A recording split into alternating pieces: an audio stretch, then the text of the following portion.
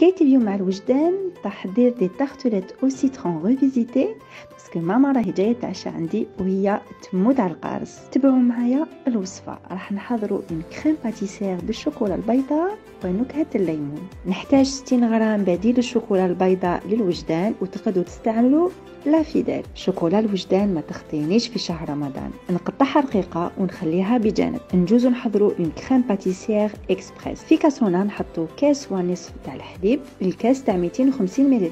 نضيف ملعقه كبيره تاع سكر وتقدروا تستغناو عليه، ملعقه كبيره ونصف مايزينا ولا النشاء، مغرفه كبيره تاع مبشور الليمون، لا فاني، زوج صفار بيض وتقدروا ديروا بيضه. نخلط كلش بارد في بارد ونحط الكاسونه فوق النار. بعد ما تعقد الكريمه نحيها فوق النار ونضيف لها نصف ملعقه كبيره تاع مارغرين، وفي الاخير نضيف بديل الشوكولا للوجدان. عندي هنا دي فون دو تارت حضرتهم قبل، نعمرهم بالكريمه. نزين من الفوق اون كريم شانتيي ونضيف في الوسط كريمه الليمون اللي كنت حضرتها من قبل. تلقاو الوصفه تحت لا فيديو.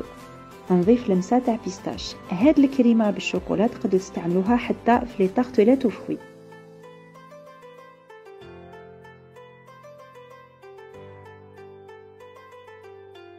في كل وصفه حكايه. كانت هذه هي حكايتي اليوم على الوجدان، وانتوما احكولي.